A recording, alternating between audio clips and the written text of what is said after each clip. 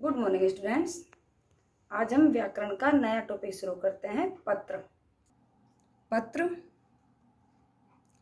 पत्र लेखन। पत्र का शाब्दिक अर्थ होता है ऐसा कागज जिस पर कोई बात लिखी या छपी हो। पत्र लेखन के माध्यम से हम अपने भावों और विचारों को व्यक्त कर सकते हैं। पत्रों के माध्यम से एक व्यक्ति अपनी बातों को लिखकर दूसरों तक पहुंचा सकता है। जिन बातों को लोग कहने में हिचकिचाते हैं, उन बातों को पत्रों के माध्यम से आसानी से समझाया जा या कहा जा सकता है। पत्र के प्रकार। मुख्य रूप से पत्रों को निम्नलिखित दो वर्गों में विभाजित किया जा सकता है: औपचारिक पत्र, अनौपचारिक पत्र। औपचारिक पत्र किसे कहते हैं? यह पत्र उन्हें लिखा जाता है जिनसे हमारा कोई निजी संबंध ना हो। यह पत्र किसे लिखा जाता है? जिससे हमारा कोई निजी संबंध ना हो। औपचारिक पत्रों में केवल काम से संबंधित बातों पर ध्यान दिया जाता है। व्यवसाय से संबंधित प्रधानाचार्य को लिखे प्रार्थना पत्र, आवेदन पत्र, सरकारी विभागों को लिखे गए पत्र, संपादक के नाम लिखे गए पत्र आदि औपचारिक पत्र कहलाते हैं। औपचारिक पत्र कौन से होते हैं? जिनसे हमारा कोई निजी संबंध नहीं हो, सब क्या होते हैं? औपचारिक पत्र होते हैं। औपचारिक पत्र के प्रकार। औपचारिक पत्रों को 3 वर्गों में विभाजित किया जा सकता है। कितने वर्गों में विभाजित किया जा सकता है? 3 वर्गों में। प्रार्थना पत्र, कार्यालय पत्र, व्यावसायिक पत्र। प्रार्थना पत्र कौन सा होता है? जिसमें हम प्रधानाचार्य को लिखते हैं। जिन पत्रों में निवेदन अथवा प्रार्थना की जाती है वे क्या कहलाते हैं? प्रार्थना पत्र कहलाते हैं। प्रार्थना पत्र में अवकाश, शिकायत, सुधार, आवेदन आदि के लिए लिखे गए पत्र आते हैं। ये पत्र स्कूल के प्रधानाचार्य से लेकर किसी सरकारी विभाग के अधिकारी को भी लिखे जा सकते हैं। प्रार्थना पत्र में निवेदन और क्या की जाती है? प्रार्थना की जाती है। इसमें स्कूल के प्रधानाचार्य को अवकाश के लिए, शिकायत के लिए, सुधार, आवेदन आदि के लिए किसी सरकारी विभाग के अधिकारी को भी लिखे जा सकते हैं। और कार्यालय पत्र क्या होते हैं? जो पत्र कार्यालयी कामकाज के लिए लिखे जाते हैं वे कार्यालयी पत्र कहलाते हैं। कार्यालयी पत्र क्या होते हैं? जो कामकाज के लिए लिखे जाते हैं कार्यालय से। ये सरकारी अफसरों या अधिकारियों, स्कूल और कॉलेज के प्रधानाध्यापकों और प्राचार्यों को लिखे जाते हैं। ये किन को लिखे जाते हैं? सरकारी अफसरों, अधिकारियों, स्कूल और कॉलेज के प्रधानाचार्यों को लिखे जाते हैं, प्राचार्यों को लिखे जाते हैं। इन पत्रों में डाक अधीक्षक, समाचार पत्र के संपादक, परिवहन विभाग, थाना प्रभारी, स्कूल प्रधानाचार्य आदि को लिखे गए पत्र आते हैं। आज मैं आपसे थाना प्रभारी को ही प्रार्थना पत्र लिखवाऊंगी औपचारिक पत्र में। तो वो कौन सा पत्र होगा? कार्यालय पत्र। व्यवसायिक पत्र। व्यवसाय में सामान खरीदने व बेचने अथवा रुपयों के लेन देन के लिए जो पत्र लिखे जाते हैं उन्हें व्यवसायिक पत्र कहते हैं। व्यवसाय में सामान खरीदने, बिजनेस में सामान खरीदने अथवा बेचने, रुपयों के लेन देन के लिए जो पत्र लिखे जाते हैं उन्हें क्या कहते हैं? व्यवसायिक पत्र कहते हैं। इन पत्रों में दुकानदार, प्रकाशक, व्यापारी, कंपनी आदि को लिखे गए पत्र आते हैं। औपचारिक पत्र कितने प्रकार के होते हैं? 3 प्रकार के: प्रार्थना पत्र, कार्यालय पत्र, व्यावसायिक पत्र। आज मैं आपको जो पत्र लिखवाऊंगी वो कौन सा पत्र होगा? कार्यालय पत्र होगा, जिसमें थाना प्रभारी को, थाना अध्यक्ष को लिखवाऊंगी।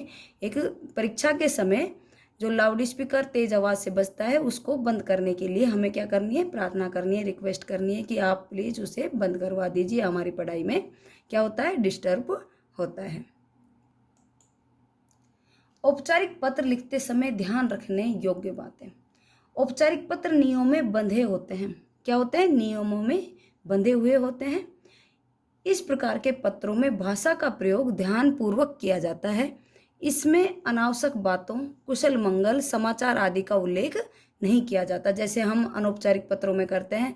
आप कैसे हो, कुशल मंगल होंगे, सभी सही होंगे, इन सब बातों का प्रयोग हम किसमें नहीं करते? औपचारिक पत्रों में नहीं करते। पत्र का आरंभ व अंत प्रभावशाली होना चाहिए। औपचारिक पत्र का कैसा होना चाहिए आरंभ और अंत प्रभावशाली होना चाहिए। पत्र की भाषा सरल, स्पष्ट, लेख स्पष्ट होना चाहिए और सुंदर होना चाहिए। यदि आप कक्षा अथवा परीक्षा भवन से पत्र लिख रहे हैं तो कक्षा अथवा परीक्षा भवन अपने पता के स्थान पर लिखें। यदि आप कहाँ से लिख रहे हो, कक्षा क्लास से लिख रहे हो, परीक्षा भवन से पत्र लिख रहे हो, तो आप क्या लिखोगे, उसके स्थान पर परीक्षा भवन लिखोगे। पता के स्थान पर जैसे आप स्कूल की जगह क्या लिख देते हो, परीक्षा भवन लिखवाते हैं। तथा क ख ग अपने नाम के स्थान पर लिखना चाहिए। क्या लिखना चाहिए, अपना नाम नहीं लिखना चाहिए, क ख ग लिखना चाहिए। अगर घर से लिख रहे हो तो आप अपना घर का एड्रेस लिखते हैं और अपना नाम लिखते हैं। पत्र पृष्ठ के बाईं ओर से हाशिए के साथ मिलाकर लिखें। पत्र पृष्ठ के बाईं ओर से, जहां मेरा एरो ये क्या है, बाईं ओर, और इस साइड में ही आप हाशिए से ऊपर से यहाँ से शुरू करेंगे पत्र और फिर इससे साथ में इसके आगे लिखते हुए चलेंगे। हाशिए से शुरू से ही मिलाकर पत्र को लिखना चाहिए। पत्र को एक पृष्ठ में ही लिखने का प्रयास करना चाहिए। पत्र को हमेशा एक पृष्ठ, एक पेज में, पूरे पेज में ही आना चाहिए, जिससे तारतम्यता और लयबद्धता बनी रहे। पत्र को 2 पेज में कभी नहीं लिखना चाहिए, एक ही पृष्ठ में लिखना चाहिए, ताकि उसमें पत्र की तारतम्यता और लयबद्धता बनी रहे। प्रधानाचार्य को पत्र लिखते समय प्रेषक के स्थान पर अपना नाम, कक्षा व दिनांक लिखना चाहिए। प्रधानाचार्य को पत्र लिखते समय प्रेषक के स्थान पर, भेजने वाले के स्थान पर क्या लिखोगे, अपना नाम, आपका आज्ञाकारी शिष्या, लड़की होगी तो शिष्या, लड़का होगा तो क्या लिखोगे, शिष्य, तो और कक्षा, दिनांक, और किस साइड में, बाईं साइड में, जहां मेरा एरो दिखाई दे रहा है इसी साइड में आप आपका आज्ञाकारी शिष्या, फिर यहाँ पर कक्षा और आपका नाम, फिर दिनांक, ऐसे लिखोगे। ठीक है। औपचारिक पत्र प्रारूप के निम्नलिखित 7 अंग होते हैं। सेवा में लिखकर पत्र प्रापक मतलब जो जिसको हम पत्र लिख रहे हैं, जो पत्र को प्राप्त करेगा, का पदनाम तथा पता लिखकर पत्र की शुरुआत करें। जैसे हम लिखते हैं सेवा में श्रीमान प्रधानाचार्य महोदय, तो पत्र प्रापक कौन है, प्रधानाचार्य, तो प्रापक का पदनाम क्या है, प्रधानाचार्य, और फिर उसका पता लिखते हैं। जैसे मैं हमेशा लिखवाती हूँ सिल्वर ओक स्कूल, तो वो पता हो गया। लिखकर पत्र की शुरुआत करें।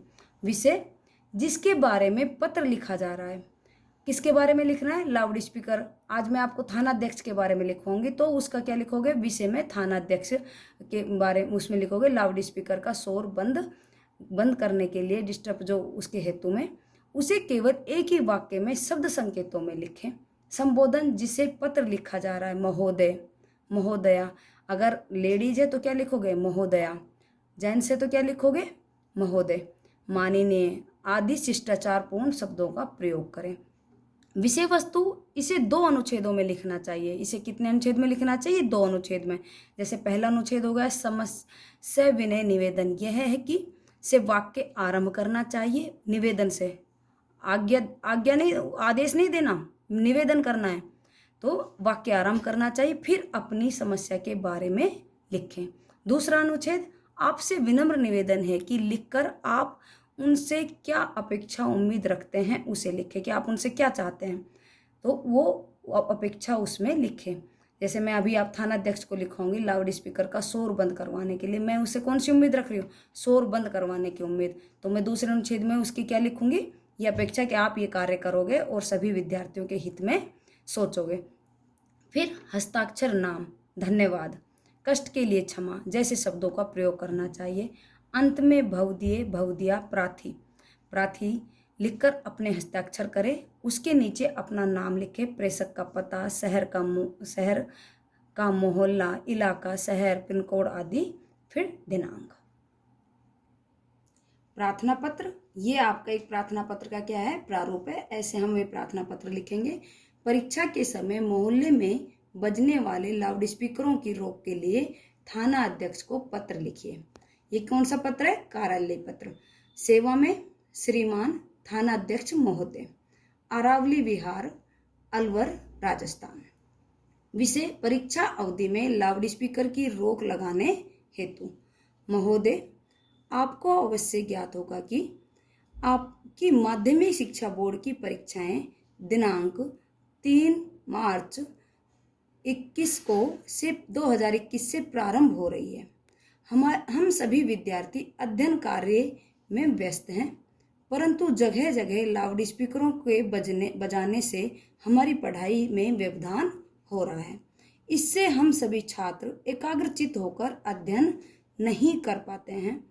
अतः आपसे सविनय अनुरोध है कि छात्रों के भविष्य को ध्यान में रखते हुए परीक्षा अवधि में लाउड स्पीकरों के प्रयोग पर प्रतिबंध लगाने की कृपा करें। इस कार्य के लिए सभी विद्यार्थी आपके आभारी रहेंगे। फिर बाईं तरफ आप क्या लिखोगे? धन्यवाद। प्रार्थी आदित्य, दिनांक 10 अगस्त 2020। Thank you class.